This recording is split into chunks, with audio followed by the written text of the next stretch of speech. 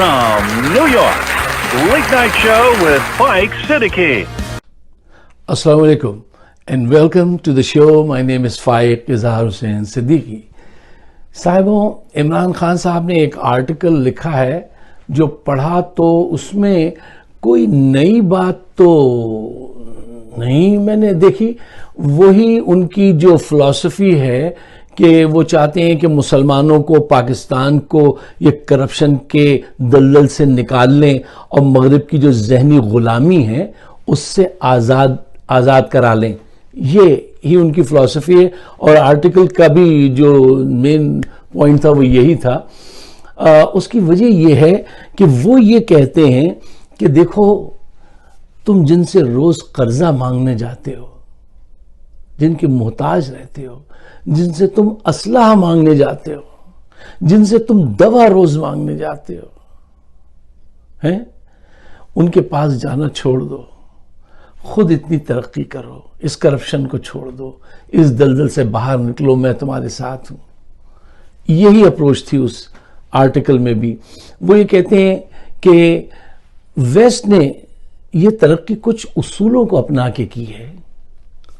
बिल्कुल सही बात है कि आप जब इंस्टीट्यूशंस बनाते हैं, कुछ अच्छे उसूल जो है किसी सोसाइटी में कार फरमा होते हैं, तो फिर आप आगे बढ़ते हैं. वो 5 चीजें सजेस्ट करते हैं मुसलमानों के लिए: तौहीद, इंसाफ, मसावात, मेरिट, इखलाकियात. वो कहते हैं कि आप सल्लल्लाहु अलैहि वसल्लम ने जब रियासत मदीना बनाई है तो जो मुसलमानों का उरूज है वो इन्हीं औसाफ की वजह से था, इन्हीं पॉइंट्स की वजह से था. और आज हमें चाहिए कि हम इस करप्शन के दलदल से बाहर निकलें, और उसका निकलने का तरीका यह है कि हम इन उसूलों को अपना लें जिनको हमने छोड़ दिया. वो कहते हैं ये बड़ी शर्मिंदगी की बात है कि आज हम जब रियासत मदीना की बात करें, इस्लाम की बात करें, तो कुछ लोग शर्माने लगते हैं, घबराने लगते हैं. न इसमें घबराने की बात है, न इसमें शर्माने की बात है. आप झूठ बोलना छोड़ दीजिए, आप नाइंसाफी खत्म कर दीजिए, ईमानदारी से कारोबार कीजिए.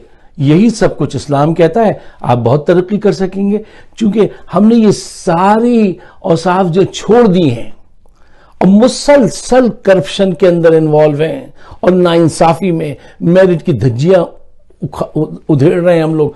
तो इसकी वजह से ये बर्बादी है. उनका वो जो डायग्नोज करते हैं वो भी सही है, और जो प्रिस्क्राइब करते हैं, जो प्रिस्क्रिप्शन देते हैं, इलाज बताते हैं, वो भी सही है. क्यों सही है? इजिप्ट के एक बहुत बड़े स्कॉलर थे, वो अमेरिका विजिट पे आए. जब वो वापस गए तो उनसे पूछा कि ये दोनों माशरे में आपको कैसा महसूस हुआ, क्या फर्क महसूस हुआ? तो उन्होंने कहा, हाँ, मैं अमेरिका गया था, वहां पे मुसलमान तो बहुत थोड़े थे, नहीं थे, लेकिन इस्लाम था. और यहां इजिप्ट में मुसलमान बहुत हैं, इस्लाम नहीं है. क्या अच्छी बात कही थी.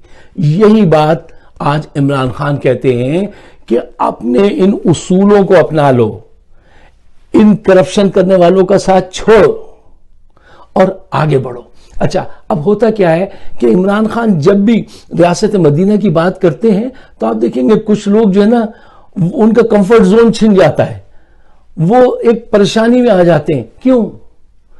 उनको ये खतरा होता है कि अगर हमने तासुब छोड़ दिया, हमने मेरिट को अपना लिया, अगर हमने नाइंसाफी को खत्म कर दिया, तो ये करप्शन के सारे दरवाजे बंद हो गए, तो उनका तो काम रुक जाएगा. क्योंकि वो टोटली एक ही काम करते हैं, क्या? करप्शन करने का. जबकि इमरान खान कहते हैं करप्शन को खत्म करो, इन उसूलों को अपनाओ और तरक्की करो, आगे बढ़ो. दूसरों की मोहताजी क्यों तुम उसका शिकार होते हो? देखिए, ये एक सही बात है. कहते हैं ना कि thief never listen to A sermon. वो जब उसको मैं कैसे उर्दू में कहूं कि अगर किसी चोर को आप नसीहत करें तो वो थोड़ी सुनेगा. कोई ऐसा बयान जिसमें नासे नसीहत कर रहा हो, कुछ इखलाक और किरदार की तरफ बुला रहा हो, तो वो चोर को अगर आप चोरी से मना करने वाली बात करें तो वो नहीं सुनेगा. अच्छा, ये सही बात है. अगर आप किसी के सामने جو قانون شکن ہو, جو روز قانون توڑتا ہو, اس کے سامنے آپ یہ بات کریں کہ نہیں قانون ہمیں ایسے اپلائی کرنا چاہیے, قانون کی اہمیت یہ ہے, تو وہ بات ناپسند کرے گا. ایک ایسا آدمی جو وڈیرا ہو, ٹھیک ہے نا, جو چودھری ہو, جو سرمایہ دار ہو, اور اس کے سامنے آپ کہیں نہیں صاحب یہ جو ہے غریب اور یہ امیر کا جو ہے یہ کم کرنا چاہیے, سب کو موقع ملنا چاہیے, میرٹ پہ وہ اپوائنٹمنٹ ہونا چاہیے, تو وہ اس کو ناپسند کرے گا. کیوں؟ وہ تو میرٹ نہیں چاہتا, وہ صرف اپنی دولت میں اضافہ چاہتا ہے, اس کے لیے جہاں سے بھی ڈنڈی لگا سکتا ہے وہ لگائے. تو یہ صورتحال بدلنا چاہتے ہیں عمران خان صاحب, اور majority of the people of Pakistan they do understand it کہ یار یہ آدمی صحیح کہہ رہا ہے. لیکن ہر طرف سے میڈیا نے دماغوں کو ایسا بمبارڈ کیا ہوا ہے مختلف انفارمیشن کے ذریعے کہ لوگ بھی کنفیوز ہونا شروع ہو گئے ہیں. اس موقع پہ میری آپ کی ذمہ داری ہے کہ ہم روز اس بات کو سامنے لائیں اور کھڑے ہوں اس کے ساتھ کہ نہیں یہ بات صحیح ہے اور یہ لوگ جو ہے یہ زیادتی کر رہے ہیں. ایک لفظ جو عمران خان کے خلاف بہت اپوزیشن کے لوگ استعمال کرتے ہیں, اور وہ لفظ ہے کہ عمران خان سے ہماری جان چھڑا دو.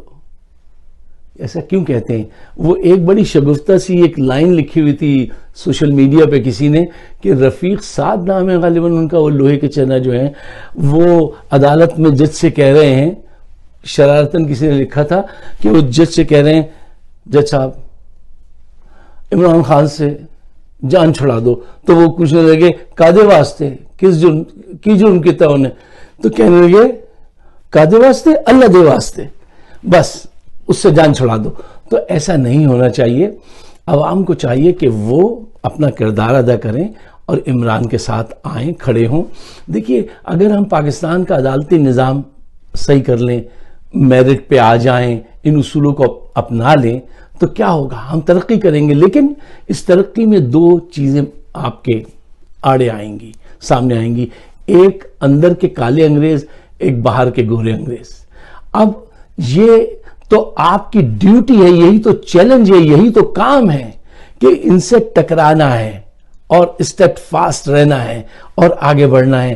آپ دیکھیے یہ جو یورپ کا رینیسانس ہے, اس کو کیا کہتے ہیں اردو میں, نشاط ثانیہ, ان کا دوبارہ سامنے آنا, بڑی ترقی کرنا, بڑی قوت بن کے سامنے آنا. اس رینیسانس میں اسلامی اسکالر سے, اسلامی اصولوں نے اس کی بنیاد رکھنے میں اہم کردار ادا کیا ہے پورے یورپ کی.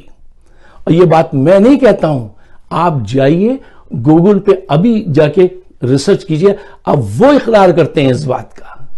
تو شاید یہ جو کام عمران خان کر رہے ہیں یہ مسلمانوں کا رینیسانس ہو کہ ایک دفعہ اگر ہم کرپشن سے نکل جائیں, قربہ پروری سے نکل جائیں, تو ہم بھی آگے بڑھ سکیں. یو نیور نو, کوشش تو کرنی چاہیے. آخر میں آپ سے ایک بات کہنا چاہتا ہوں کہ دیکھیے عمران خان اپنے لیے, اپنے بچوں کے لیے ریاست مدینہ کے اصولوں کو اپنانے کی بات نہیں کرتا. عمران خان پاکستانی قوم کو, مسلم امہ کو اس ذلت کے دلدل سے نکالنے کی بات کرتا ہے. وہ اس فلسفے کو اپنانا چاہتا ہے کہ جہاں پہ آپ صلی اللہ علیہ وسلم کے بتائے ہوئے اصولوں پر عمل کر کر ہم ترقی یافتہ قوم بنے, ہم لوگوں کو قرضہ دیں, ہم لوگوں کی مدد کریں. بہت سارے لوگ جو مخالفت کرتے ہیں اس میں کچھ کم عقل بھی ہیں, کچھ بھٹکے ہوئے لوگ ہیں, کچھ کرپٹ لوگ ہیں, ٹھیک ہے نا, اور ان کے ساتھ ہمیں مل کے سمجھانا ہے.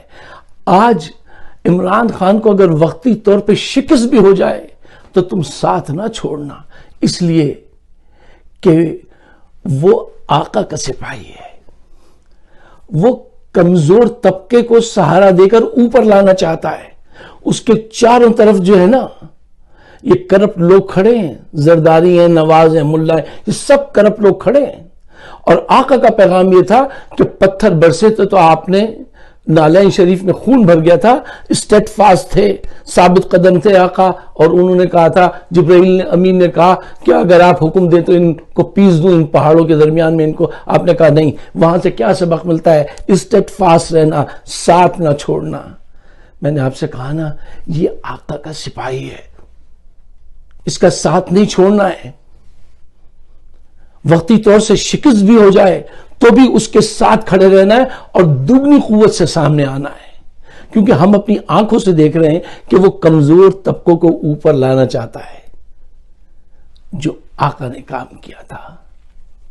کیا اچھی نعت تھی کہ سلام اس پر کہ جس نے بے کسوں کی دستگیری کی، سلام اس پر کہ جس نے بروں کو فرمایا یہ میرے ہیں، سلام اس پر کہ جس نے بادشاہی میں فقیری کی، یہ ان کا سپاہی ہے۔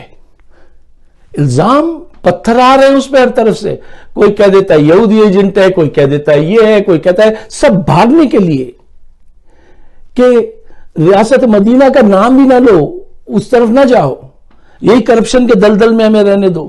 تو ہمارا، میرا، آپ کا فرض ہے کہ اس سپاہی کے ساتھ کھڑے رہنا ہے، اور یہ جاں چلی جائے تو اس جاں کی کوئی بات نہیں، رہنا اس کے ساتھ ہے، کیونکہ یہ حق پہ کھڑا ہے۔ باقی سب کے کردار آپ کی نگاہوں کے سامنے ہیں، اور روز محشر پوچھا جائے گا کہ جب ایک ایسا آدمی تھا جو آقا کا سپاہی تھا، آقا کے پیغام کو لے کے آتا تھا، آقا کا نام لیتا تھا، ایک دفعہ تو کروڑوں لوگ درود شریف پڑھتے ہیں۔ آج جب بھی وہ کہتا ہے ریاست مدینہ کی بات کرتا ہے، ہر زبان درود شریف پڑھنے لگتی ہے، اس کو کتنا ثواب ملتا ہوگا، اس کی کتنی مخالفت ہوگی، اب آگے جا کے اور مخالفت ہوگی، لیکن اس مخالفت میں ہم جیسے بزدل بھی اس فرنٹ لائن میں اس کے ساتھ جا کے کھڑے ہوں گے۔ اگر آپ میری بات سے اتفاق کرتے ہیں تو اپنے تک اس کو نہیں رکھیے، اس کو شیئر ضرور کیجئے۔ آپ سب کا بہت بہت شکریہ۔